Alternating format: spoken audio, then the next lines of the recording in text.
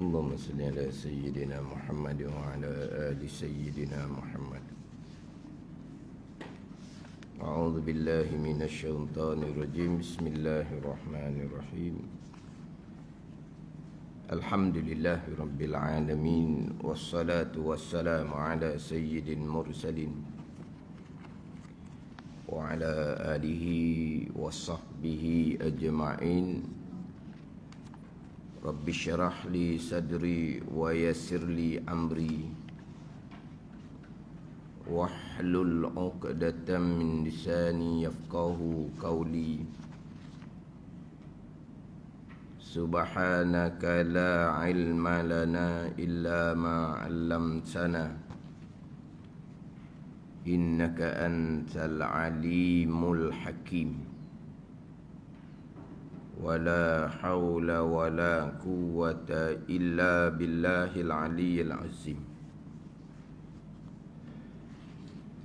Kitab Hidayatus Sibyan, muka surat 2, baris yang kedua daripada bawah. Muka surat 2, baris yang kedua daripada bawah.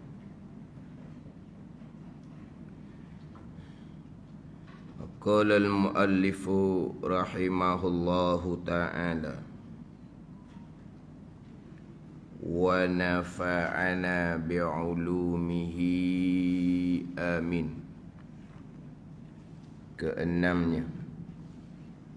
Keenam daripada 6 rukun iman.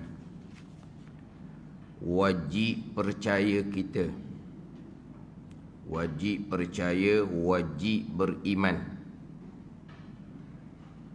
Beriman dengan makna at-tasdiqul qalbi, membenar oleh hati, membenar sepenuhnya oleh hati. Dengan untung baik dan untung jahat itu daripada Allah Subhanahu wa ta'ala, daripada qada Allah dan qadar Allah Subhanahu wa ta'ala. Qada Allah dengan makna kehendak Allah, ketentuan Allah, ketetapan Allah, keputusan Allah yang bersifat dengan iradah, muwafaqah, sebagaimana ilmu Allah Subhanahu wa ta'ala. Qada, ketentuan azali. Qadar, yakni perbuatan Allah, pekerjaan Allah Subhanahu wa ta'ala yang bersifat dengan qudrah. Daripada Allah, daripada qada dan qadar Allah, daripada ketentuan Allah yang bersifat dengan iradah dan perbuatan Allah yang bersifat dengan qudrah. Bermula untung baik, perkara baik yang datang daripada qada dan qadar Allah, iaitu untung baik iman dan ta'ah. Iman dan ta'ah. Beriman seseorang adalah datang daripada ketentuan Allah pada azal. Sa'ah seseorang beriman adalah qadar perbuatan Allah Subhanahu wa ta'ala. Melakukan ketaatan oleh seseorang telah ditetapkan oleh Allah pada azal. Sa'ah seseorang melakukan ketaatan, itulah perbuatan Allah Subhanahu wa ta'ala yang bersifat dengan qudrah. Beriman seseorang, melakukan ketaatan seseorang datang daripada ketentuan Allah pada azal dan perbuatan Allah Subhanahu wa ta'ala. Dan untung jahat, perkara jahat yang juga qada dan qadar Allah, iaitu untung jahat, kufur dan maksiat. Kufur, contohnya sembah berhala seseorang, adalah ketentuan Allah Subhanahu wa ta'ala yang bersifat dengan iradah pada azal, pada sedia kala. Sa'ah seseorang melakukan perbuatan kufur dengan menyembah berhala contohnya. Berlakunya penyembahan berhala itu adalah perbuatan Allah Subhanahu wa taala yang bersifat dengan kudrah. Dan maksiat, seseorang melakukan perkara maksiat, berjudi, minum arak, berzina, contoh maksiat adalah datang daripada ketentuan Allah Subhanahu wa taala yang bersifat dengan iradah pada azal, pada sedia kala. Saat seseorang melakukan perbuatan maksiat, saat seseorang berjudi, saat seseorang minum arak, saat seseorang berzina, itulah perbuatan Allah Subhanahu wa taala yang bersifat dengan kudrah. Ni. Benda perici seumpama tu, biar faham molek. Cukup setakat sebenarnya baik, jahat, qada dan qadar Allah, cukup dah. Baik, iman dan taat, qada dan qadar. Jahat, kufur dan maksiat, qada dan qadar. Perici je. Jadi seseorang menyembah berhala itu adalah ketentuan Allah pada azal. Saat seseorang melakukan penyembahan berhala, itulah perbuatan Allah Subhanahu wa taala yang bersifat dengan kudrah. Seseorang melakukan perkara maksiat, berjudi, minum arak, berzina adalah datang daripada ketentuan Allah, ketentuan Allah yang bersifat iradah pada azal. Saat seseorang tu berjudi, saat seseorang tu minum arak, saat seseorang tu melakukan perbuatan zina, itulah perbuatan Allah Subhanahu wa taala yang bersifat dengan kudrah. Ini rukun iman yang ke-6. Kalau pergi pakai kok akal kok, tunggang-tunggik semua berhala tu perbuatan Allah. Itu rukun iman yang ke-6. Sedang berjudi, berjudilah. Berjudi tak apa judi tak tahulah. Mana tulis nombor ekor lah mungkin tau. Bergeraknya jari itu, itulah perbuatan Allah. Kalau berjudi hok jenis main daun teruk tu, capok daun tu, itulah perbuatan Allah Subhanahu wa taala. Ambil botol arak, gerak ambil botol arak, itulah perbuatan Allah. Tuang arak, itulah perbuatan Allah. Togong gitu dah. Togong lagi dah. Tegong lah. Kita panggil togong dah. Tegong arak. Tegong arak, itulah perbuatan Allah Subhanahu wa taala, qadar. Ini rukun iman yang ke-6. Ilim pala dah rukun iman yang ke-6. Tak ada sesalah situ. Mana mungkin itu orang yang tidak beriman dengan qada dan qadar, perkara baik dan perkara jahat. Hak rukun iman yang ke-6, hak jelas.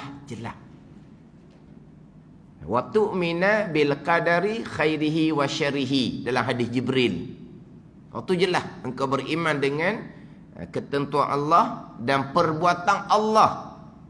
Perkara baik, Nabi kata, ketentuan dan perbuatan Allah. Wa syarrihi, dan perkara jahat, itulah ketentuan dan perbuatan Allah. Ilim pala. Berapa tak logik dia akan. Mana orang ni? Orang yang tidak beriman dengan rukun iman yang ke-6. Bersembahyang sekalipun, berpuasa sekalipun, sama sekali tak akan diterima oleh Allah Subhanahu wa taala. Bolehlah sembahyang tu exercise, jadi sehat. Berpuasa tu ni tinggal makan, jadi sehat. Tapi tidak akan diterima oleh Allah sembahyang puasa orang yang tidak melengkapkan ke-6 rukun iman. Boleh pergi Mekah Madinah haji umrah, bolehlah. Tapi imannya macam mana? Tidak lengkap ke-6 rukun iman. Boleh pergilah. Boleh kena tepat, boleh melancong, boleh balik cerita kepada orang, boleh letak di hadapan tu hajah. Tak bagi hari haji, kheli marah lalu dah. Oh, kita pergi Makkah, habis belah-belah ribu. Dia panggil nama Pak Mak gitu je. Haji lah pula. Bolehlah nama. Tapi diterima oleh Allah ataupun tidak. Nak diterima oleh Allah ni orang yang lengkap enam rukun iman. Barulah semayang, puasa, zakat, haji diterima oleh Allah Subhanahu wa ta'ala. Kalau tidak dia hanya jadi adat budaya jua. Ni kena faham molek ni. Perkara baik, qada dan qadar. Perkara jahat pun qada dan qadar Allah Subhanahu wa ta'ala. Ini iman, pegangan kita. Adapun adab percakapan, jangan sesekali kita menyandarkan perbuatan jahat kepada qada dan qadar Allah. Hukumnya adalah haram. Dosa besar kita menyandarkan perbuatan maksiat kepada qada dan qadar Allah. Itu adab percakapan. Kita akan bicara nanti secara khusus hak berkaitan dengan perkara jahat. Qada dan qadar dari sudut pegangan, dari sudut adab percakapan. Ini kena atur molek pula sini ni. Ada ni. Jangan mudah-mudah menyandarkan perbuatan jahat kepada qada dan qadar Allah. Menyandarkan perbuatan jahat kepada qada dan qadar Allah itu perangai iblis laknatullah. Iblis laknatullah.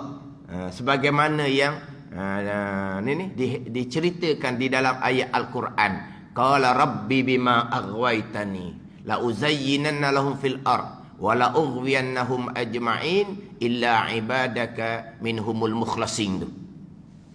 Kata iblis, ya Tuhanku, oleh kerana engkau telah menetapkan aku sesat. Jadi kesesatan iblis ni, iblis kata ketetapan Allah Subhanahu wa ta'ala. Disandar kepada Allah Subhanahu wa ta'ala akan kesesatan iblis itu. Kesesatan dia itu, kesesatan iblis itu, iblis sandar kepada Allah Subhanahu wa ta'ala. Oleh kerana engkau telah menetapkan aku sesat. Oleh kerana engkau telah menetapkan aku sesat, engkau telah memutuskan aku sesat.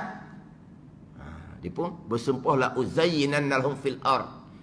Dia akan memperhiasi. La uzayyinanna lahum fil ard. Dia akan memperhiasi akan anak Adam yang ada atas muka bumi. Perhias macam mana? Perhias ni perkara baik nampak tak baik. Perkara tak baik, disolek, diperhias. Perkara tak baik nampak baik. Jahil akidah tu sesat, nampak macam baik dianya. Jahil akidah tu sesat, baik. Tak belajar fardu ain tu dak pakar pasti, baik. Sebab apa? Semayang dak tinggal, puasa dak tinggal. Tapi akidah belajar ke dak baik gitu, rasa baik. Tu asal tu iblis lah tu. Dia akan memperelok, memperhiasi. Dia solek pada solek. Perkara tu perkara yang mungkar. Comel je. Perkara tu perkara yang makruh. Tak molek gitu. Benda molek. Dia kata tak, dia nampak tak molek. Sebab tu pandangan orang berbeza.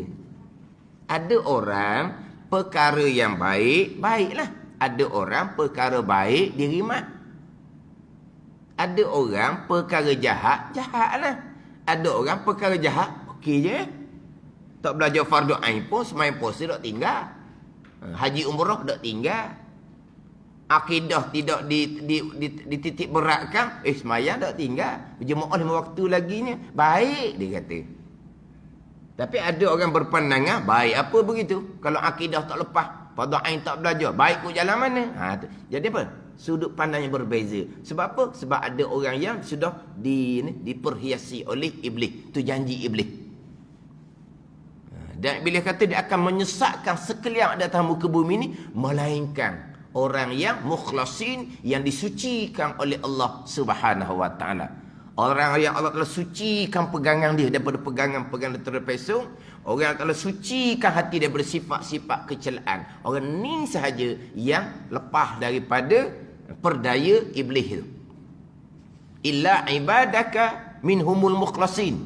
Malaikat hamba engkau ya Allah, daripada mereka yang disucikan oleh Allah Subhanahu wa taala. Mana? Pertama, mereka yang disucikan pegangan oleh Allah, dan mereka yang disucikan hati daripada sifat-sifat kecelaan oleh Allah Subhanahu wa taala. Allah sucikan pegangan macam mana? Allah sucikan hati daripada sifat kecelaan macam mana? Allah buka jalan. Nak belajar ilmu pegangan, nak mensucikan pegangan dan pegangan yang terpesong, Allah buka jalan. Belajar ilmu tasawuf fardu ain, Allah buka jalan nak mensucikan hati daripada sifat-sifat kecelaan. Ni. Ada ni. Jadi terbuka hati dia belajar ilmu tasawuf fardu ain, dikenallah sifat-sifat yang kecelaan, Allah beri taufik kepada dia, kekuatan pada dirinya, dia boleh menghilangkan sifat-sifat kecelaan daripada hati dia. Ini mukhlasin, orang yang disucikan oleh Allah Subhanahu wa taala sajalah yang terlepas daripada perdaya syaitan iblis. Jadi iblis mengatakan, oleh kerana engkau telah menetapkan aku sesat. Ni iblis sandarkan kesesatan dia kepada ketetapan Allah, keputusan Allah. Ini iblis lah. Kalau mudah-mudah menyandarkan perbuatan jahat kepada qada dan qadar. Tapi iblis tahu dah kesesatan dia tu qada dan qadar. Salah lah ni. Iblis menyandarkan kesesatan dia kepada ketetapan Allah, menyandarkan kesesatan dianya kepada keputusan Allah. Salah lah. Tapi iblis tahu tak kesesatan dia itu adalah datang daripada ketetapan dan keputusan Allah. Tahu. Tiba-tiba orang semayang bang tak tinggal, tak tahu pun perkara jahat itu datang daripada ketetapan dan keputusan Allah. Berat daripada Azazil laginya. Azazil ni salah sebab dia menyandarkan kesesatan kepada ketetapan dan keputusan Allah. Tapi Azazil tahu bahawa kesesatan dianya adalah memang datang daripada ketetapan dan keputusan Allah. Azazil padanglah dia menyandarkan kesesatan kepada Allah. Dia pun nak sujud kepada Nabi Adam pun dia ingkar. Kita dok tiap-tiap rakaat 2 kali sujud. Iblis hanya sekali sahaja dia perintahkan tunduk hormat kepada Nabi Adam AS. Engkar iblis. Kita tak anak Adam ni, tiap-tiap rakaat rukun lain sekali-sekali, rukun sujud 2 kali. Apa? 2 kali mbok. Dia panggil apa? 2 kali mbok. Ke Facebook kan ni? 2 kali mbok. Terenung kau. Anak jati terenung. 2 kali mbok dah, betul tak? 2 kali mbok mana sujud. 2 kali mana. Ada ni. Iblis sekali pun kamu enggan, kamu engkar. Kami anak Adam 2 kali tiap-tiap rakaat. 2 kali mbok. Tiba-tiba berat daripada iblis laginya, tak tahu pun perkara jahat tu qada dan qadar Allah Subhanahu wa taala. Cuma kita nak cerita sininya, mudah-mudah menyandarkan kejahatan kepada qada dan qadar Allah, itu perangai iblis. Haram kita menyandarkan perbuatan jahat kepada qada dan qadar, tapi pegangan kita rukun iman yang ke-6, baik dan jahat, datang daripada qada dan qadar Allah Subhanahu wa taala, tu tetap dah. Pada ni. Sekarang ni timbul dalam viral. Pada viral? Viral faham? Saya pun viral lah. Saya pun begitulah. Apa benda viral? Bahasa apa viral? Bahasa Melayu, bahasa orang putih. Bahasa putih asal? Bahasa putih. Dulu tak pernah dengar perkataan viral. Sekarang ni baru timbul perkataan viral. Apa viralnya? Kecurangan. Viral kecurangan. Adalah orang komen, kecurangan adalah pilihan sendiri, bukan takdir Allah. Wah. Pada ni. Kecurangan tu adalah kisah kecurangan tu antara suami isteri, begitulah kisah dianya. Jadi kecurangan adalah pilihan sendiri, bukan takdir Allah Subhanahu wa taala. Tu Mu'tazilah gitu. Baik jahat datang daripada takdir Allah, qada dan qadar Allah Subhanahu wa taala. Tapi yang melakukan kecurangan, kenapa kamu curang? Qada dan qadar hukumnya haram, dosa besar, menyandarkan perkara jahat, kecurangan kepada qada dan qadar. Tapi jangan menafikan bahawa kecurangan itu datang dari qada dan qadar. Tapi dinafikan. Kecurangan adalah pilihan sendiri, bukan datang daripada takdir Allah Subhanahu wa taala. Ni dalam FB. Siapa tak tahulah. Dalam FB ni. Tapi persoalannya, bab perkara jahat bukan qada dan qadar Allah ni, bukan kata hak dalam FB. Di Majlis Surah pun ada orang yang berpegang perkara jahat bukan qada dan qadar. Oh ni apa? Selari, faham tak? Selari jumpa. Faham tak selari? Selari. Mana? Selalu. Kerap kali. Selalu tak juga tau. Kerap kali. Kalau kita tengok selari. Selari. Selari ni kerap kali lah. Ke apa? Tengok aku. Tak betul perkataan. Sama-sama tu ialah. Ada tak selari? Ada tak? Selari. Selari ni sama-sama tu lah. Kerap kali. Selari, selalu, sama-sama, kerap kali. Jumpa sangat-sangat orang hak semayang tak tinggal, Jumaat tak tinggal, tiba-tiba berpegang perkara jahat, bukan datang daripada qada dan qadar Allah. Hak dalam FB tu, hak tu tak kenal lah siapa. Ada orang yang sokong, ada orang yang tegur. Ada orang sokong dan ada orang yang memperbetulkan salah kamu tu. Ada yang memperbetulkan dan ada orang yang sokong. Itu hak berkaitan dengan perkara jahat, qada dan qadar Allah Subhanahu wa taala. Jadi rukun iman yang keenam, 2 pegangan. Ini berulang kali dah sebut. Kemudian kita nak bicara permulaannya adalah berkaitan dengan qada, kehendak Allah, ketentuan Allah, keputusan Allah, ketetapan Allah yang bersifat dengan iradah, muwafaqah ataupun kita sebut selaras, seiring dengan ilmu Allah Subhanahu wa taala. Ilmu Allah mengetahui segala-gala pada azal, iradah Allah menentu segala-gala perkara pada azal. Dia benar. Dia muwafaqah, seiring, selaras. Seiring, selaras. Sebab tu terkadang ada pandangan yang menyatakan qada adalah ilmu. Qada adalah ta'alluq tanzizi qadim bagi ilmu. Ada pandangan qada adalah ilmu. Kenapa pula ada pandangan qada ialah ilmu, bukan qada tu iradah? Ta'alluq tanzizi qadim bagi iradah. Sebab apa? Sebab iradah ilmu dia berlaziman. Apa yang Allah Ta'ala mengetahui perkara tu akan berlaku, iradah menentukan perkara tu akan berlaku. Ilmu mengetahui bahawa perkara tu tidak akan berlaku, iradah menentukan perkara tu tidak akan berlaku. Dia jadi apa benda? Berlaziman antara mengetahui dan menentu. Lepas tu setengah pandangan mengatakan qada adalah ilmu. Tapi jangan salah faham pula. Sebab mati dah minggu lepasnya. Kehendak, ketentuan, ketetapan, keputusan Allah yang bersifat dengan iradah barulah pergi kepada muwafaqah selaras dengan ilmu. Kalau letak kata qada ilmu pun muwafaqahnya berlaziman dengan iradah. Apa yang Tuhan mengetahui, Tuhan menentukan. Tuhan mengetahui akan ada, Tuhan menentukan ada. Tuhan mengetahui akan tiada, Tuhan menentukan akan tiada.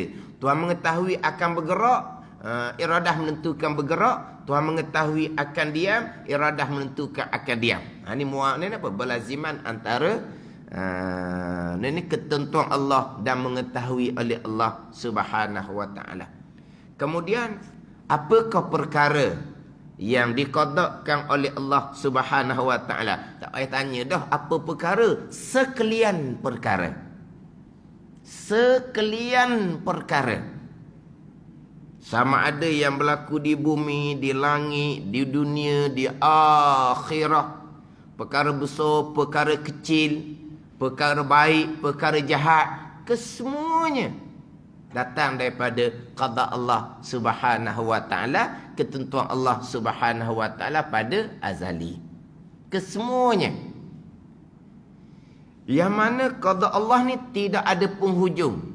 Sebab apa yang akan berlaku di alam akhirah tidak ada penghujung. Syurga tidak ada penghujung, neraka tidak ada penghujung. Jadi apa yang berlaku di syurga dan neraka telah diqadakkan oleh Allah pada azali. Jadi apa yang akan berlaku di syurga dan neraka ada penghujung ke tidak? Tidak ada penghujung. Maka qada Allah pun tidak ada penghujung.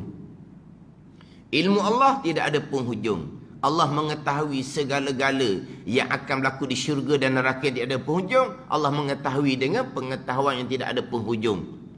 Apa yang akan berlaku di syurga dan neraka datang daripada qada Allah, ketentuan Allah yang bersifat dengan iradah. Jadi apa yang berlaku di syurga dan neraka tidak ada penghujung, maka qada Allah pun tidak ada penghujung. Apa yang akan berlaku di syurga dan neraka itulah qadar, perbuatan Allah. Allah yang melakukan segala-gala di syurga, di neraka.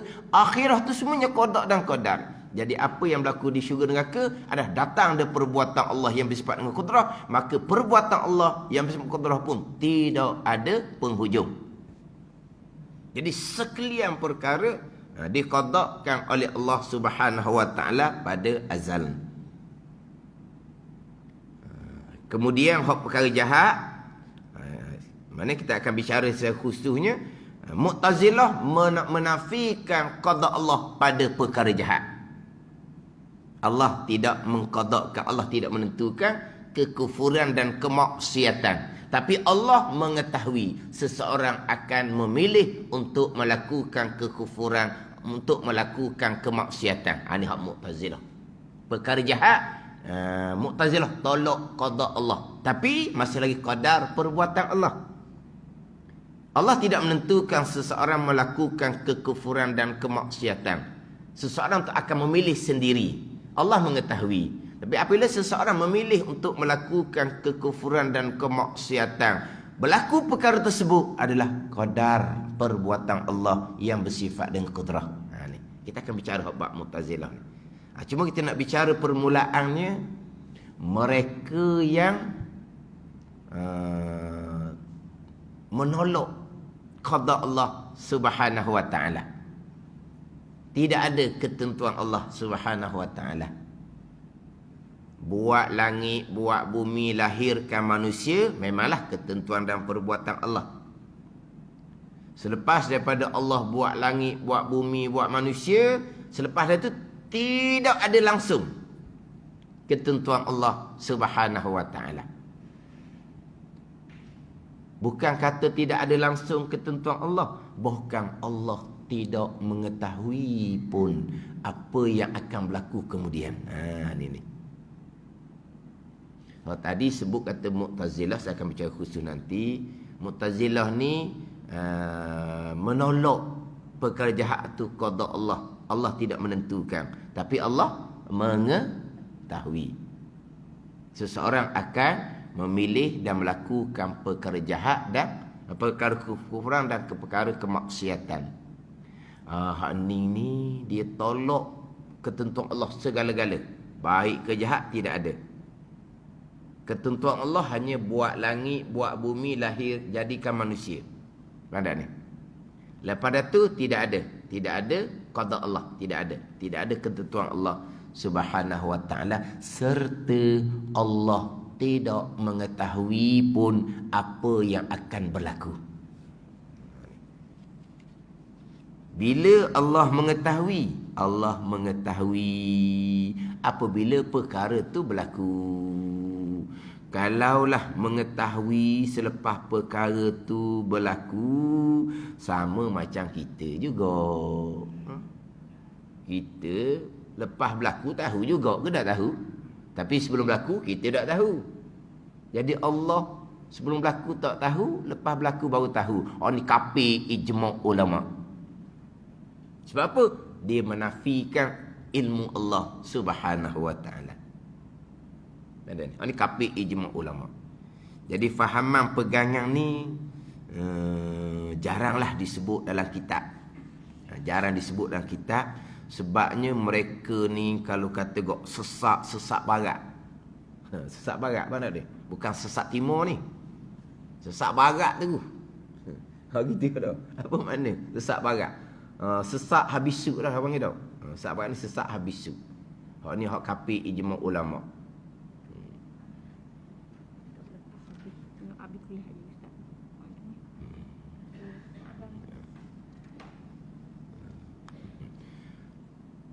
Siapa ke menafikan mengetahui Allah? Atau habis su lah. Atau kapi ijma' ulama. Sebab tu tidak kurang dibicarakan.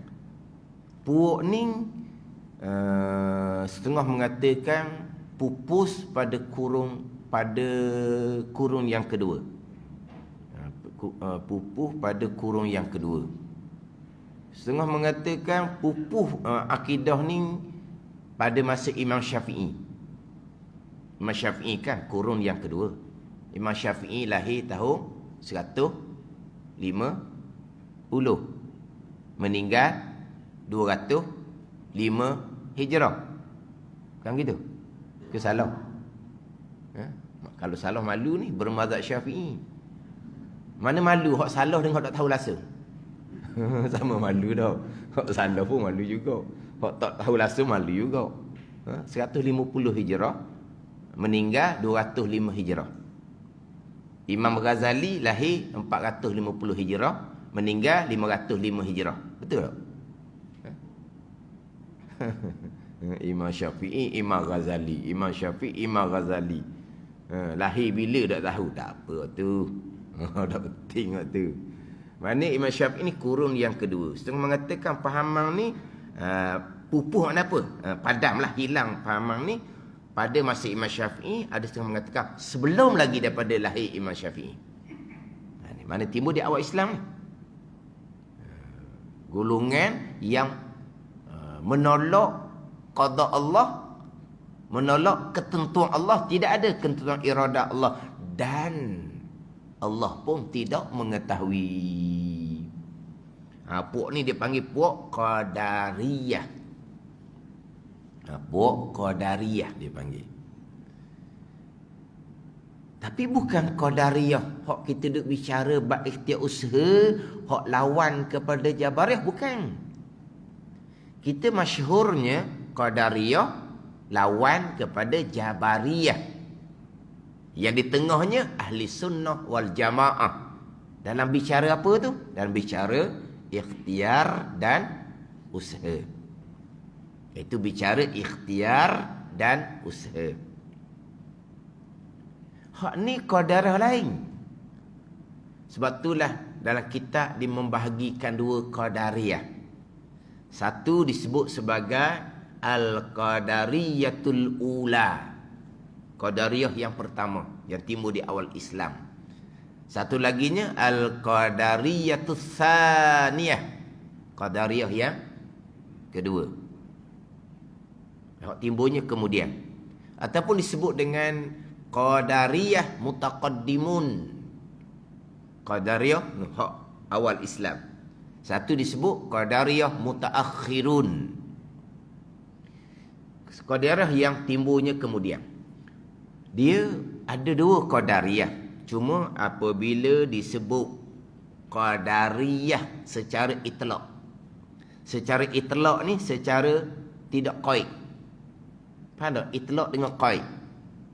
Itlaq ni secara tak qaid lah. Qaid tak ada qaid. Qaf, ya, dal. Bukan kaid. Tu kaid kapal sawit lah tu. Tu kaid. Qaid ni mana apa? Tidak ada sangkutan. Jadi kaid pun sakut juga. Sama tau. Lebih kurang tu. Cuma kita kaid. Satu secara itlaq, satu secara qaid. Itlaq ni tak kait lah. Jadi kalau sebut kata Qadariyah, berarti setakat tu. Dia panggil secara itlaq. Hak secara kait ni macam mana? Qadariyah yang menolak ketentuan dan mengetahui Allah. Qadariyah yang berpegang hamba bekah dengan kudrah yang Tuhan letak di hamba. Tak ada kait. Ada sangkutan. Qadariyah mana? Qadariyah yang menolak ketentuan dan mengetahui Allah. Qadariyah yang berpegang hamba membekah dengan kudrah yang Tuhan letak di hamba. Tak ada kait gitu. Tapi ni tak ni. golongan-golongan yang terpesong. Contohnya pegangan-pegangan Qadariyah. Qadariyah saja ni. Qadariyah ada dua. Satu Qadariyah yang menolak ketentuan dan mengetahui Allah. Satu Qadariyah yang berpegang hamba memberi bekah dengan kudrah yang Tuhan letak di hamba. Dan ni Qadariyah mana ni? Dia tak sebut. Maka pergi kepada Qadariyah yang berpegang hamba memberi bekah dengan kudrah yang Tuhan letak di hamba. Qadariyah lawan Jabariyah. Situ. Ada ni. Kalau sebut Qadariyah tanpa kait dengan menolak qada ke, Qadariyah yang berpegang hamba memberi bekah ke, itu tak kait. Kena kepada Qadariyah yang berpegang hamba memberi bekah dengan kudrah yang Tuhan letak di hamba. Ni Qadariyah hak mutaakhirun, hak kemudian. Hak ni tak kafir ni. Hak ni khilaf pada kafir. Ni akan bicara berkaitan ikhtiar dan usaha. Ahlussunnah Jamaahnya macam mana, Qadariyahnya macam mana, Jabariyahnya macam mana. Hak ni dia panggil Qadariyah lawan Jabariyah. Itu bicara lain. Kalau itlaq kena ke Qadariyah tu. Hak kita nak bicara sekarang ni secara qaid. Qadariyah yang menolak ketentuan dan mengetahui Allah Subhanahu wa taala. Hak ni kafir ijma' ulama. Kurang disebut dalam kitab kerana sesak sangat-sangat. Menafikan mengetahui Allah. Ada kafir ijma' ulama ni menafikan mengetahui.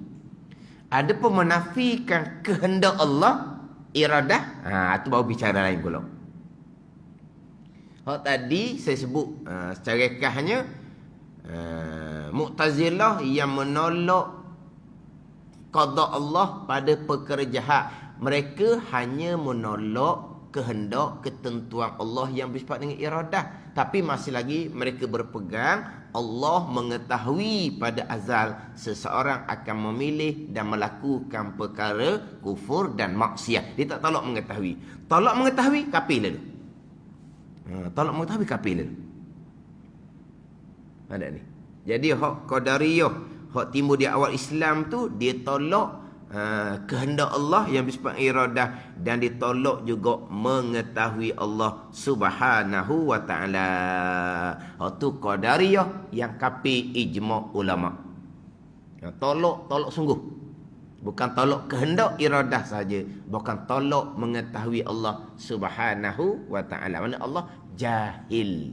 Allah mengetahuinya kemudian selepas berlaku, sama macam kita. Kita lepas berlaku, kita pun mengetahui juga. Allah pun sama begitu. Ini hak Qadariyah, hak kafir ijma' ulama yang menolak qada Allah, menolak kehendak ketentuan Allah, serta menolak mengetahui Allah Subhanahu wa taala pada azal. Tu sesat hak Qadariyah tu. Tapi ingatlah Qadariyah ada dua. Qadariyah hak mutaqaddimun, mutaakhirun. Qadariyah mutaqaddimun ni hak timbul sebenarnya di awal Islam, kurung yang kedua. Pupuh di kurung yang kedua. Pada ni. Kemudian nanti kita akan bicara panjanglah berkaitan Qadariyah lawan Jabariyah pada persoalan ikhtiar dan usaha. Kemudian hak saya sebut permulaan tadi, golongan terpesong yang menolak perkara jahat daripada qada Allah, Allah hanya mengetahui. Timbul pula satu pegangan yang terpesongnya, dia bukan hanya menolak qada Allah pada perkara jahat, bukan perkara baik, perkara jahat yang sedang berlaku dalam kehidupan seseorang. 50 tahun hidup, 60 tahun hidup, 70 tahun hidup, 80 tahun hidup, mereka tolak qada Allah, kehendak ketentuan Allah yang bersifat iradah. Mereka hanya berpegang Allah mengetahui. Dia ada berpegang Allah mengetahui. Sebab tu tidak dihukumkan kafir. Ini hak timbul sekarang. Dia membahagikan kepada hak qada hak mutlak, dia kata. Qada hak tak ada kaitan dengan hamba. Hak tu hak Tuhan. Buat langit, buat bumi, buat siang, buat malam, lahirkan seseorang, matikan seseorang, lahir seseorang tu pada masa bila, di tempat mana, daripada ibu mana, bangsa apa, jantina apa. Lepas tu dalam ceramah tu pula, hidung macung ke hidung kepek, putih ke hitam. Hak tu hak qada Allah Subhanahu wa taala mutlak. Selepas daripada kita dilahirkan, kita memilih sendiri dalam kehidupan kita. Tidak ada qada Allah Subhanahu wa taala, tidak ada kehendak ketentuan Allah yang bersifat iradah. Allah hanya mengetahui. Hanya timbul sekarang. Perkara baik pun tiada qada Allah, perkara jahat pun tiada qada Allah dalam kehidupan kita puluh-puluh tahun. Qada Allah mana? Lahir kita dahulu. Qada Allah mana? Sampai masa kita mati. Mati bila? Tempat mana? Sebab apa? Itu qada Allah. Kalau di tengah ni, kita diberi pilihan sebebas-bebasnya. Allah hanya mengetahui apa yang kita akan pilih dan apa yang kita akan lakukan. Ni timbul dalam rakaman-rakaman daripada orang-orang yang ada title, ada pangkat, yang ada pengikut yang ramai. Mana hak qada Allah hanya buat langit, buat bumi, buat siang, buat malam, lahirkan dan matikan seseorang. Jadi dalam kehidupan kita ni, Allah hanya mengetahui jua. Allah tidak mengqadakkan. Kita diberi kebebasan sebebas-bebasnya, sama ada perkara baik ataupun perkara jahat. Hak ni lebih berat daripada Mu'tazil hak asal. Mu'tazil hak asal dalam kehidupan kita, perkara baik qada Allah, perkara jahat bukan qada Allah. Allah hanya mengetahui. Golongan ni tak, baik ke jahat ke, tidak ada qada Allah. Kita diberi kebebasan sebebas-bebasnya untuk memilih dan melakukan perkara baik ataupun perkara jahat, tapi Allah mengetahui pada azal. Ni kena cermatlah ni. Hak keluar akidah seumpama ni kalangan orang-orang yang memang ramai pengikut dan mudah diikuti dengan kepandaian berbicara, dengan title kedudukan yang ada, dengan kelulusan yang ada, bukan calang-calang orang. Orang dikira nak terima ni, siapa mereka? Kalau tahap-tahap kapung ngaji pondok tu perih je. Kau tak perih? Ni mesek. Jenis perih, jenis low class. Gitu tau. Jenis lekeh. Ni dah ni, jenis yang ada title, ada kelulusan, ada pangkat. Kemudian logik pula dengan akal. Kalau Allah mengqadakkan segala-gala baik dan jahat, timbullah hak jahat dihukum di hari akhirat. Manakah keadilan Allah ni? Tapi mereka ni bukan tolak perkara jahat qada Allah sebagaimana Mu'tazilah tu. Mereka tolak perkara baik dan jahat daripada qada Allah. Bukan perkara jahat saja, perkara baik dan jahat. Allah hanya mengetahui jua. Kita ahli sunnah tidak. Segala-gala perkara. Tak sebut dah lah. Buat langit, buat bumi, tak sebut dah. Lahirkan manusia, matikan manusia, tak sebut dah. Yang berlaku setiap saat dalam kehidupan kita, yang berlaku setiap saat di hari akhirat nanti, itulah qada dan qadar Allah Subhanahu wa ta'ala. Kita ahli sunnah wajib berpegang hamba ada pilihan dan perbuatan. Walaupun hakikinya pilihan dan perbuatan pun balik kepada qada dan qadar Allah Subhanahu wa ta'ala. Kemudian kita sambung baliklah berkaitan dengan beriman dengan qada Allah Subhanahu wa ta'ala. Pegangan yang pertama daripada dua pegangan sebelum pergi pada beriman dengan qadar perbuatan Allah Subhanahu wa ta'ala yang bersifat dengan kudrah. Wallahu a'lam.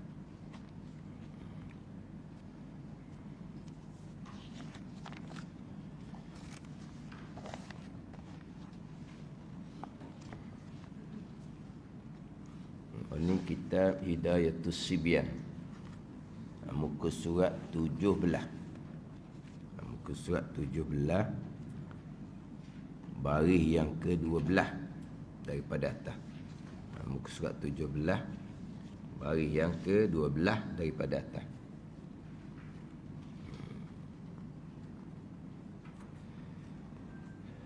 Qala al-muallifu rahimahullahu ta'ala wa nafa'ana bi'ulumihi amin.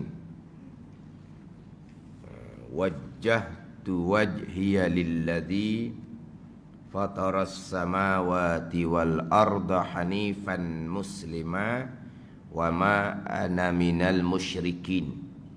Inna salati wa nusuki wa mahyaya wa mamati lillahi rabbil alamin la syarika lahu wa bidzalika umirtu wa ana minal muslimin.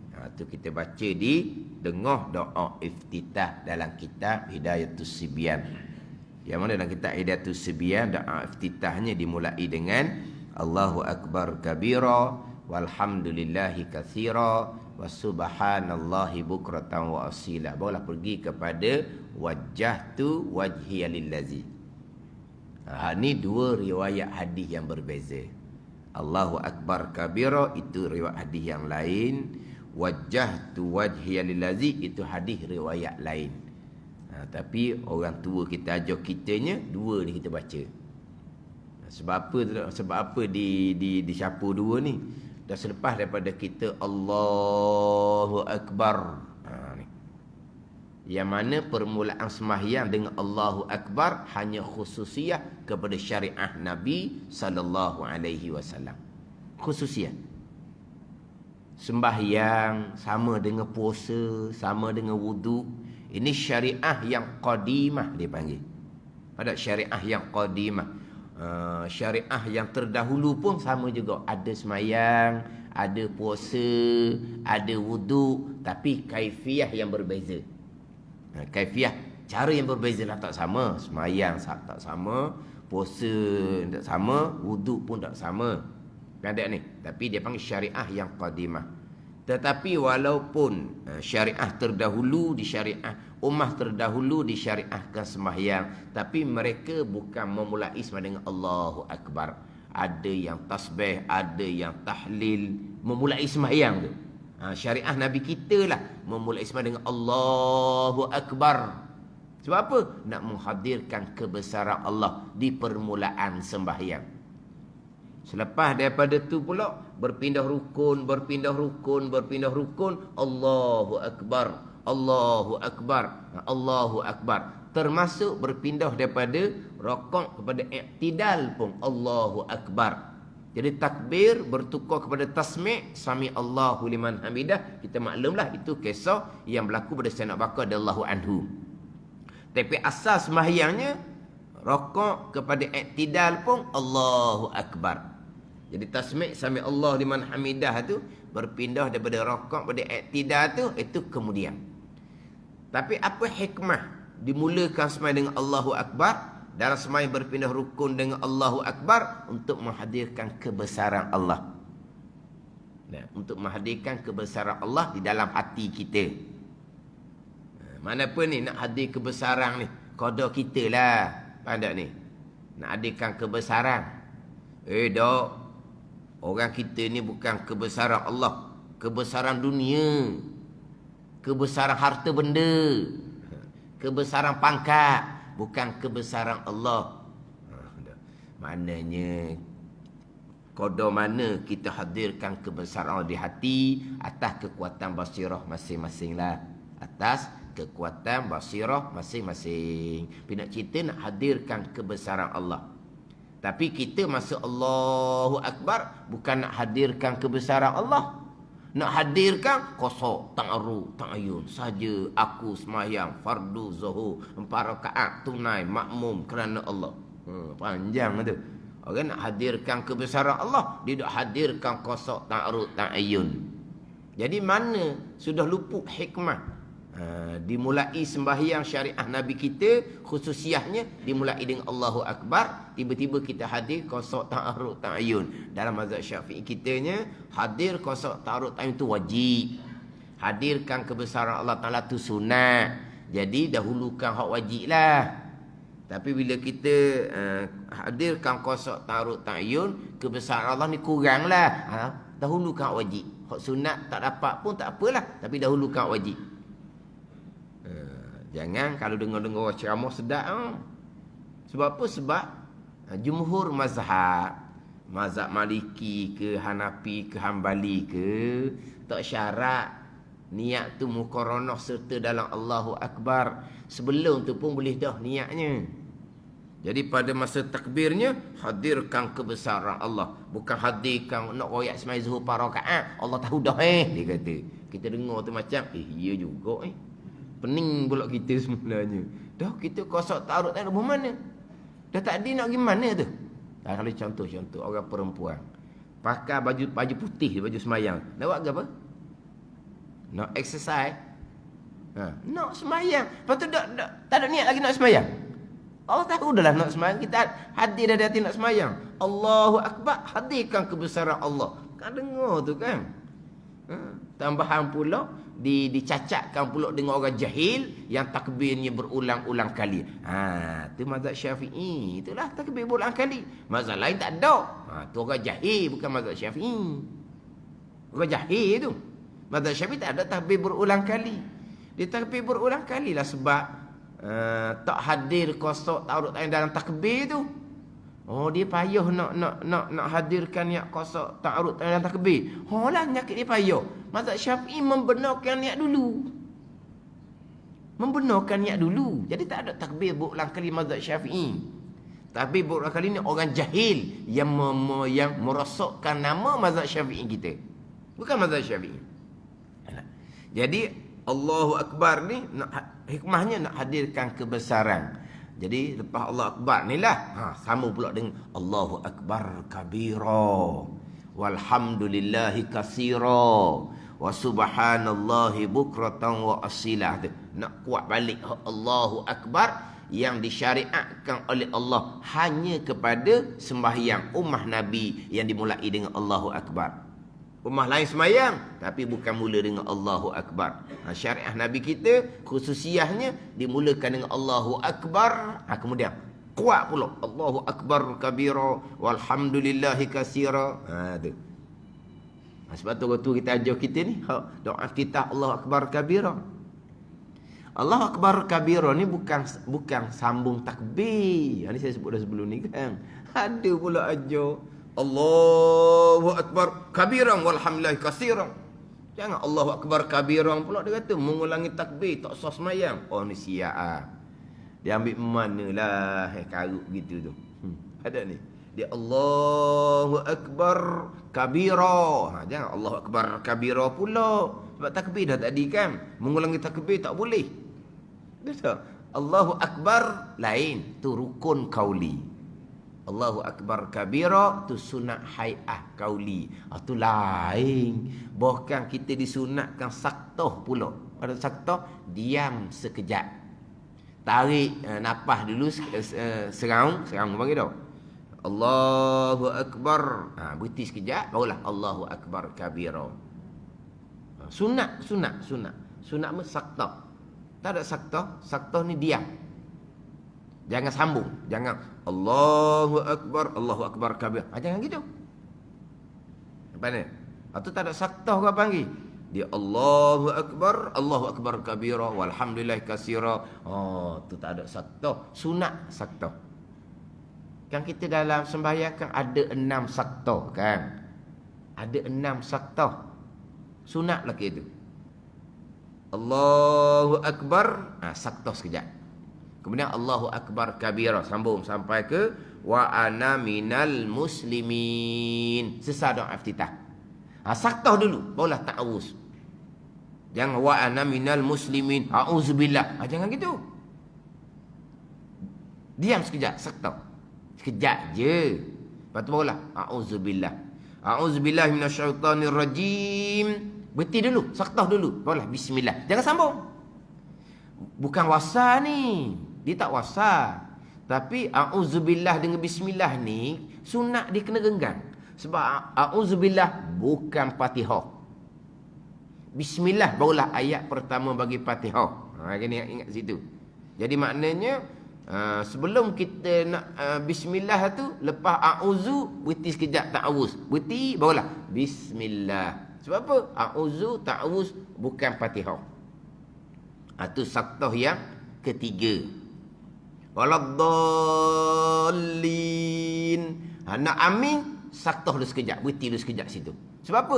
Amin bukan Fatihah. Bukan hanya kita berhenti kerana kita nafas tak ada sebab panjang sangat tadi, bukan. Memang sunat berhenti. Waladdallin, berhenti. Dan ada seorang kitab dia berdoa di situ. Rabbi firli wali walidayya, bola amin. Dia letak doa situ. Rabbi firli wali walidayya. Ampuni dosa aku dan kedua orang tua aku. Waladdallin, Rabbi firli wali walidayya. Amin. Atau dalam kitab I'anatul Talibin. Ada ni. Di suatu tempat pengajian bunyi. Tu imam waladdallin bunyi. Rabbi firli wali walidayya. Tu imam pun amin, dia pun amin ikut tu imam. Gitulah. Jadi situ saktah tu bukan tu imam bin nafas. Berhenti situ memang sunat berhenti dulu situ. Barulah amin. Jangan pula makmum tu imam berhenti, lalu dia belakang. Amin lalu dah. Ada makmum gitu. Habis makmum lain ikut dia. Tu imam tak laku dah. Sekali tegur, sekali minta maaf. Sekali tegur, sekali minta maaf. Buat apalah haji. Cepat sangat amin tu buat apa? Allah minta maaf lah. Saya tak tahulah dia kata.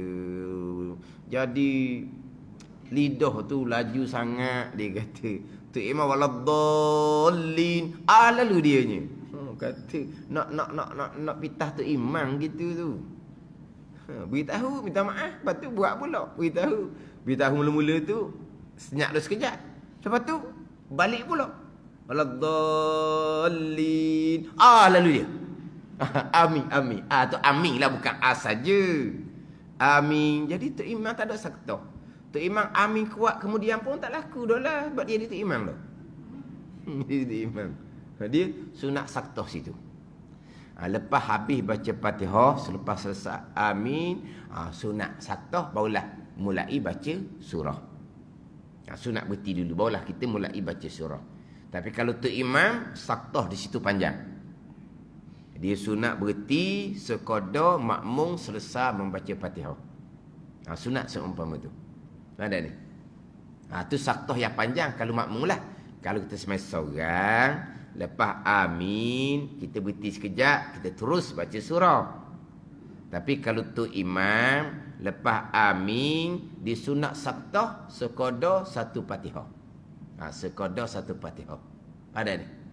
Sunat tu. Kalau dak satu Fatihah pun tak apalah, setengah Fatihah pun tak apa. Janganlah makmum baru je nak bismillah, dia bismillah surah dah. Dia pula suara nyaring, speaker pula kuat surah dianya. Anak makmum ni nak baca Fatihah pun gagak je dia. Dah. Makmum baru je nak mula baca Fatihah, dia baca surah dah. Kata imam kan ada speaker. Bila suara tu terlampau kuat, duduk pula kebetulan dekat dengan box speaker, ada box speaker. Ada ni, box speaker tu kan dia gepa juga tu. Kalau tu imam jenis suara kan, ada tu imam jenis suara kuat tu kan, suara gagah panggil, suara nyaring. Allah, kita nak baca Fatihah pun kadang-kadang kena wasar. Apa? Terganggu. Maknanya kita baca pasal Fatihah tu jadi wasar. Nak cepat sebab nak baca satu-satu tu tak boleh dah. Sebab apa? Kuat sangat.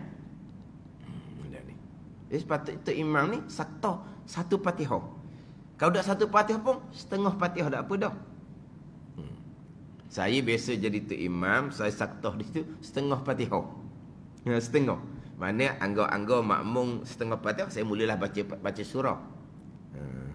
Lepas tu ada satu imam tu tempat yang sama, dia saktah satu Fatihah makmum.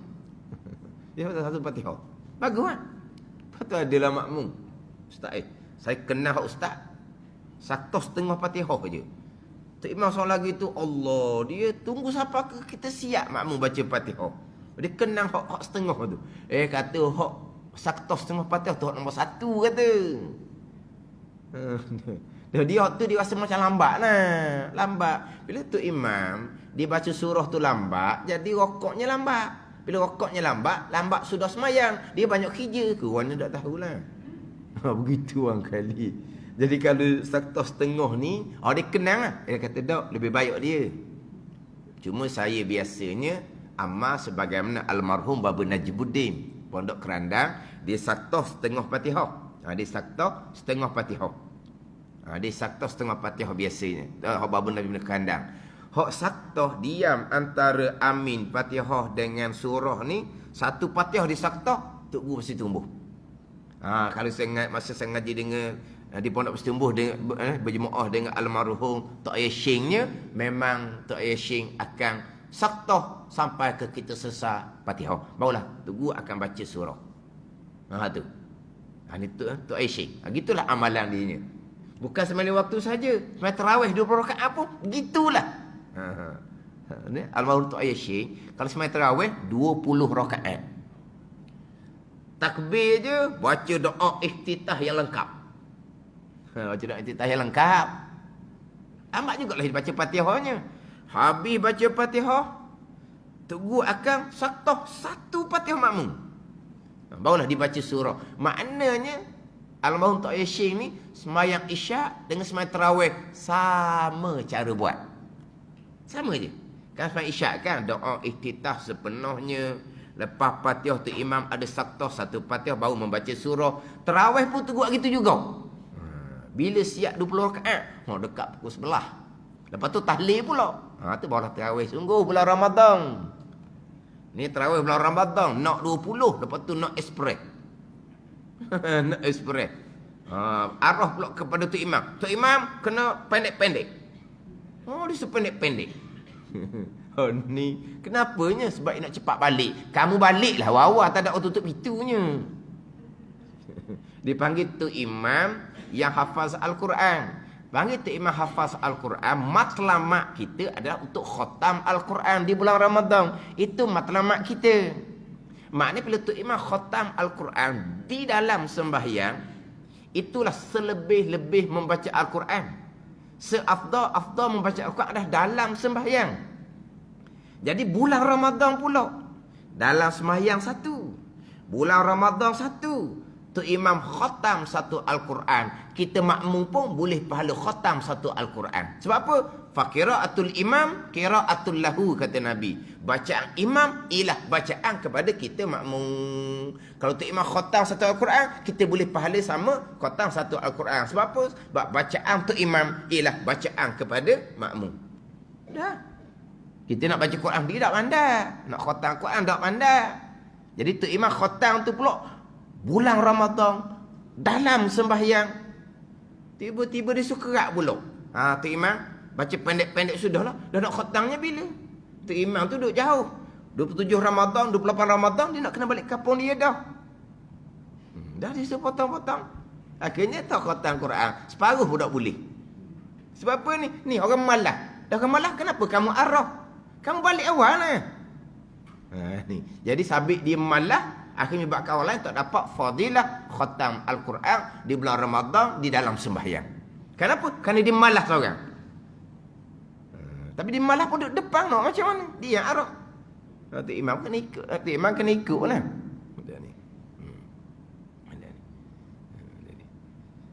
Dia tak ada tarawih, tak ada ekspres, tak ada. Tak mampu balik lah. Tak ada orang tutup pintu pun. Dia nak ceritanya hak saktoh tu. Memang almarhum Tok Ayashing dia saktoh sepenuhnya. Maknanya makmum habis baca Fatihah barulah Tok Imam tunggu baca surah. Itu saktoh antara amin dengan surah. Kalau Tok Imam selesai baca surah. Selesai baca surah. Lakum dinukum waliyadin. Selesai baca surah. Ni buat contoh lah. Buat contoh lakum dinukum waliyadin. Selesai surah. Lakum dinukum waliyadin. Berhenti dulu. Saktoh dulu. Barulah Allahu Akbar kita rokok. Sama ada kita sembahyang seorang ataupun kita jadi imam. Sembahyang seorang samalah. Lakum dinukum waliyadin. Kita berhenti sekejap. Barulah kita pun Allahu Akbar pindah pada rokok. Tok Imam sama juga. Lakum dinukum waliyadin. Berhenti dulu. Lepas tu barulah Allahu Akbar berpindah kepada rokok. Mana apa? Ada 6 saktah. Jadi kita nak bicara tadinya Allahu Akbar. Berhenti dulu. Barulah Allahu Akbar kabira. Mana ni? Sunat saktah di situ. Tapi Allahu Akbar kabira bukan sambungan kepada Allahu Akbar, bukan.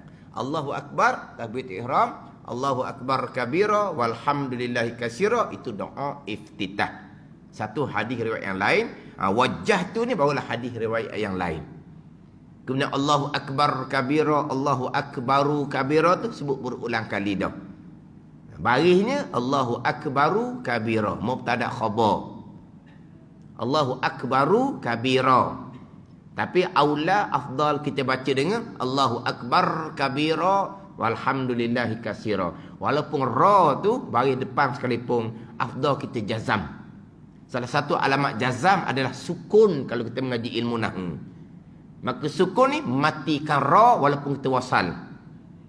At-takbir jazmun. Takbir kena jazam, kena putus. Tu Allahu Akbar kena jazam. Allah Maha Besar. Tu asal makna jazam. Tapi jazam juga menjadi ni dalam pengajian ilmu nahwu. Ada jazam, kemudian ada alamat jazamnya dengan sukun. Jadi sebut kata at-takbir jazmu, makna apa? Takbir kena jazam ra, kena sukun ra, kena mati ra walaupun kita wasal. Kita takbir atau ihram memanglah kita wakaf Allahu Akbar. Gitulah. Hak ni kita wasal Allahu Akbar kabira. Tu sambung sekalipun. Aula afdal kita mati ra, kita jazam ra, tapi ra kalau ikut baris adalah baris depan. Jadi khabar di situ. Pada ni. Tapi kalau nak baca dengan Allahu Akbaru kabira pun bacalah. Tapi jangan menyalahkan pula baca dengan Allahu Akbar kabira. Dia menyalahkan pula. Orang tu kita ajar comel dah, cuma tak pandai nak hurah aje. Saya tanya mana-mana pun sama. Tanya orang hak duduk Kedah, dia duduk Kedah. Orang tu ajar doa iftitah Allahu Akbaru kabira ke Allahu Akbar kabira. Allahu Akbar kabira.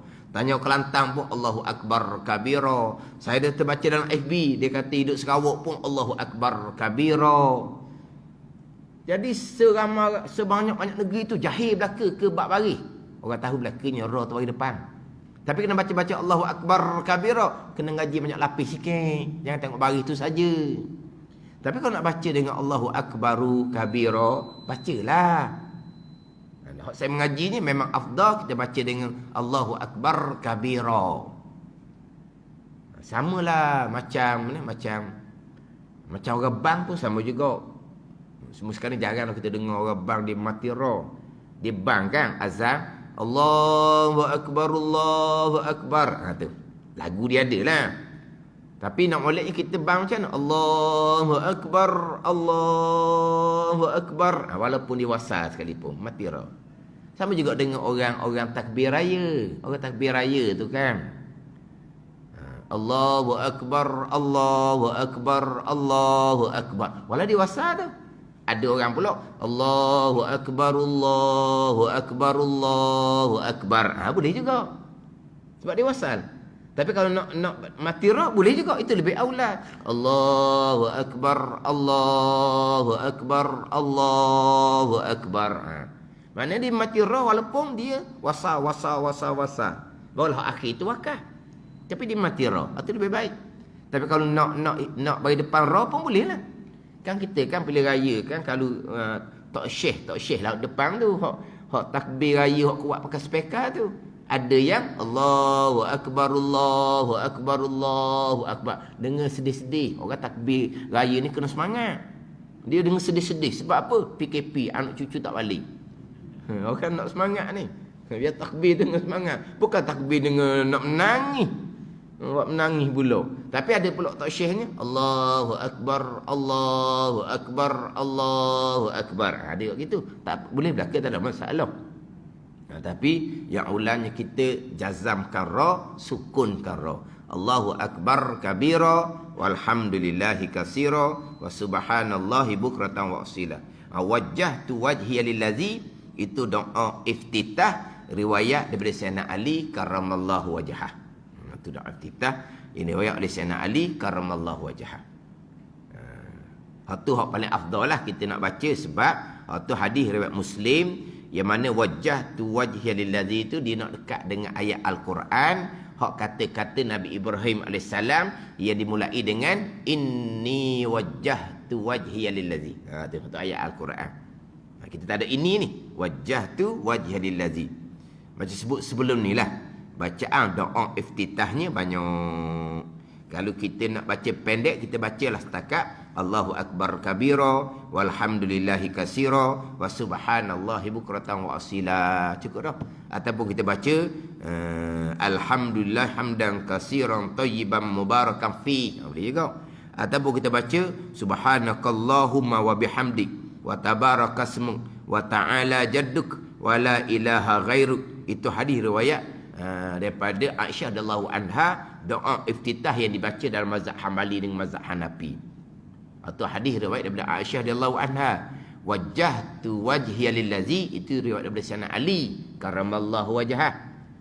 Orang mazhab Hambali Hanafi dibaca dengan subhanakallahumma wa bihamdik wa tabarakasmuk wa ta'ala jadduk wa la ilaha ghairuk.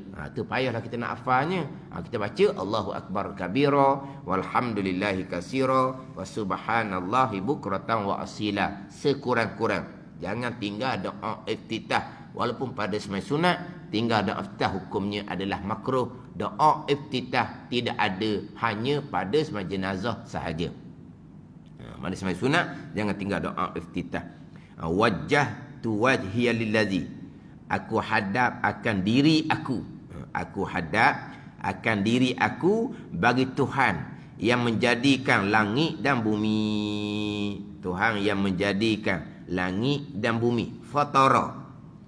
Fatara ni Tuhan menjadikan min ghairi misalin sabak. Tu fatara. Cipta lah. Pandai ni. Cipta ni dengan makna Tuhan buat langit bumi, tak ada lagi langit bumi sebelum. Tu dia panggil fatara. Cipta dia panggil dah. Kalau ada dah buat pula, tak panggil fatara. Hak ni hak Tuhan buat pertama-tama. Tu dia panggil fataras samawati wal ard. Allah Ta'ala yang mencipta, yang menjadikan segala langit dan bumi. As-samawat tu didatangkan dengan jamak segala langit. Buminya didatangkan dengan lafaz mufrad. Al-ard tu lafaz mufrad. Kenapa gitu? Sebab langit 7 lapis bercerai-cerai. Bumi 7 lapisan tapi rapat-rapat seperti kulit bawang. Jadi sebutnya macam satu bumi lah. Dia langit 7 lapis, bumi 7 lapis. Jadi langit 7 lapis ni didatangkan dengan fataras samawati. Allah Ta'ala menjadikan segala langit. Mana? 7 lapisan langit. Tapi kenapa wal arda dengan mufrad? Kerana lapisan bumi ni rapat. Seperti kulit bawang, maka sebut dengan satu je lah. Dan bumi. Tapi as-samawati, segala langit-langit. Sebab apa sebut dengan jamak? Sebab langit ada 7 lapisan yang bercerai-bercerai. Kenapa sebut wal arda? Walah, bumi pun ada 7 lapisan.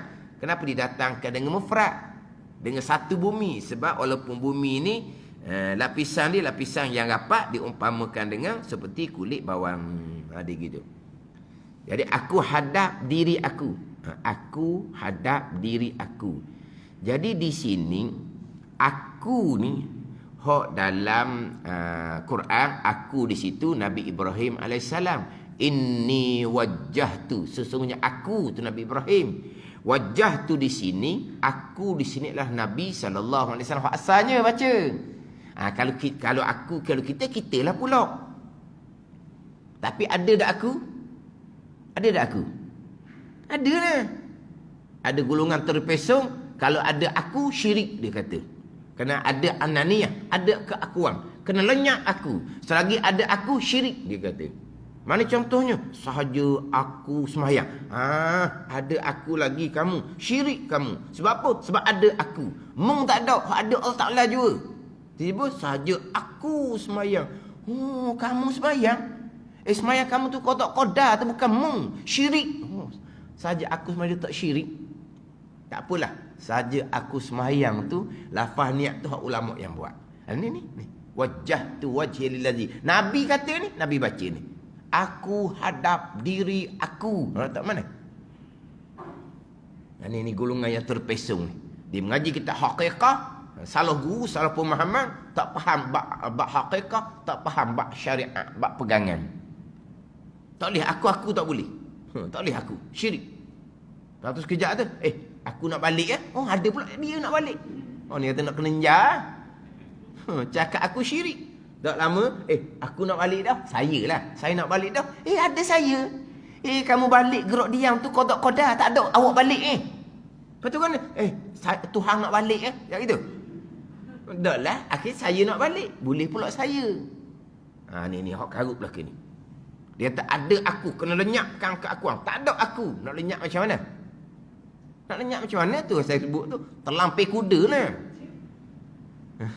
Hak lenyap aku ni makam fana yang Allah lenyapkan kepada makam pada orang yang sampai makam aulia. Itu kurniaan bukan suruh kamu buat. Oh, kerana ada aku ni lah timbul riak ujub takabur. Betul lah. Sebab tu kita kena mujahadah.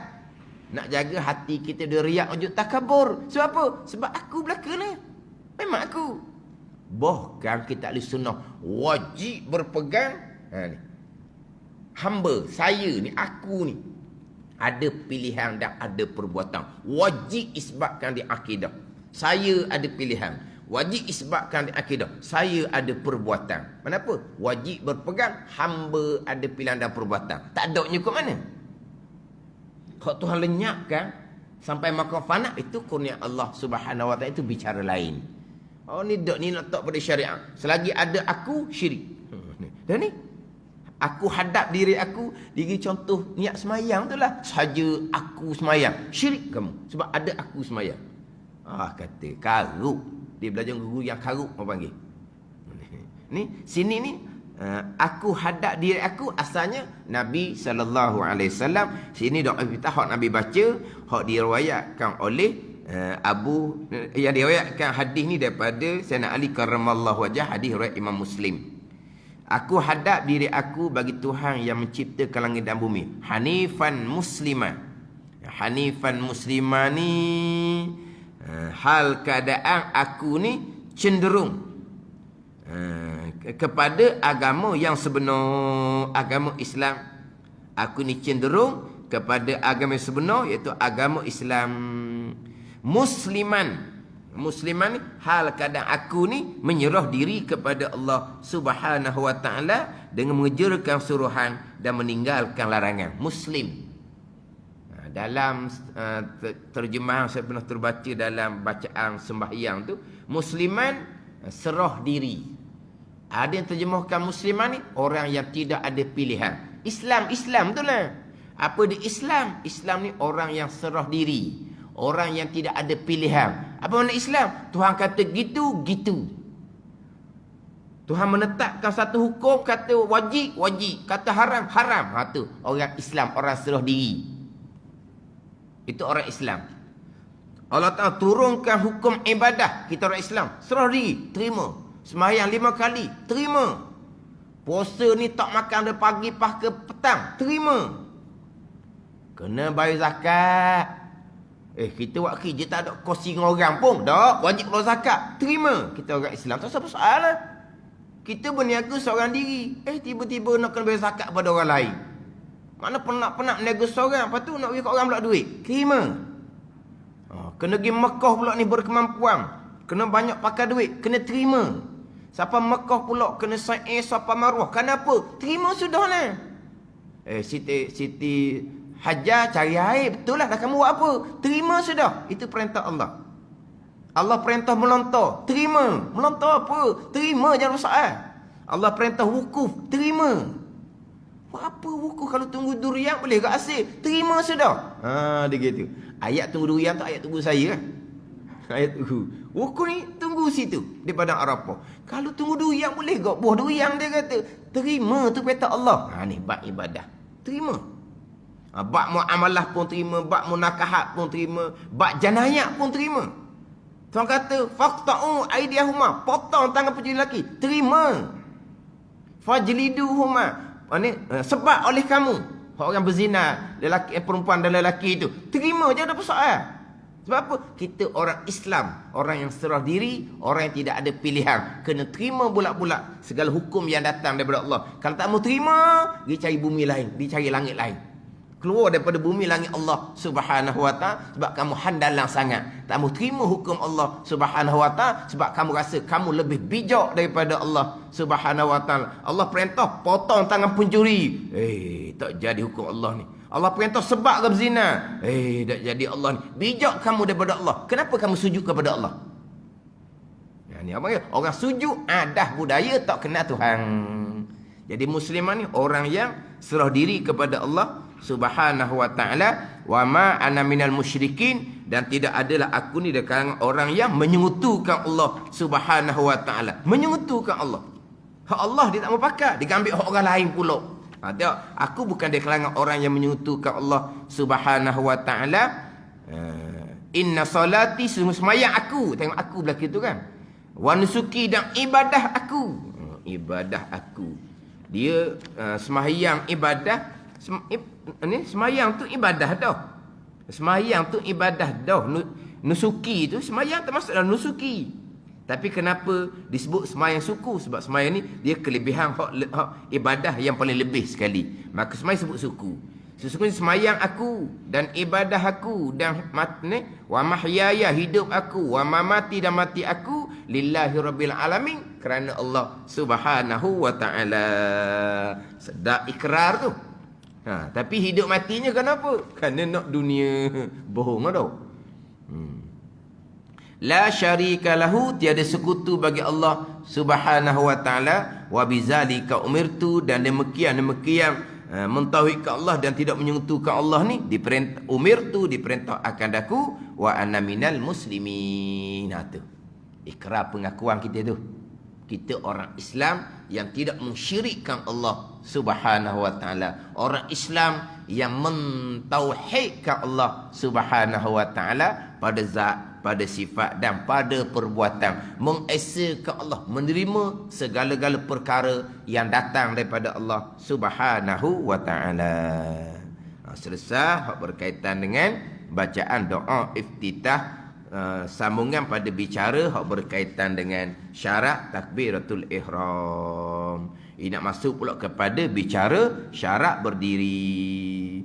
Faslun, bermula syarat qiyam, iaitu membetul akan tulang belakangnya, dan jikalau dengan bersandar ia kepada sesuatu atau dengan berpegang ia atasnya atau dipegang orang akan dia sekalipun, memadalah ia. Hak berkaitan dengan rukun qiyam berdiri ni, dia akan pergi pada bicara orang yang lemah daripada berdiri duduk, lemah daripada duduk mengiring, lemah daripada mengiring melentang.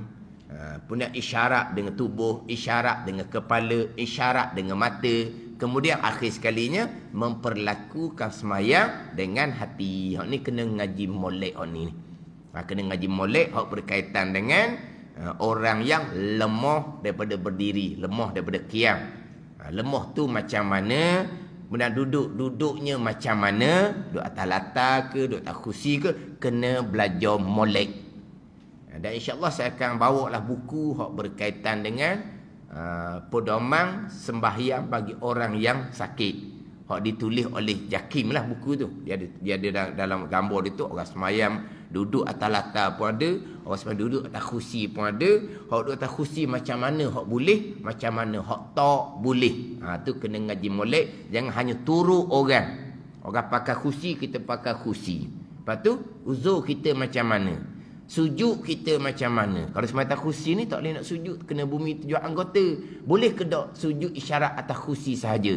Tanpa sujud kena bumi 7 anggota. Boleh ke tak? Atau bicara dia panjang. Mana nak main atas kursi ke apa ke? Buat dengan ilmu, bukan hanya buat turut orang semata-mata. Wallahu a'lam.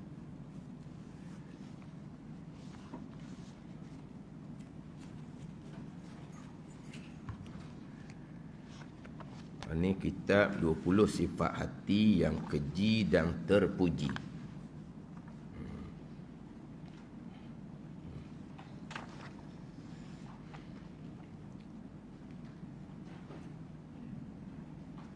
Ini ada maklumang ni.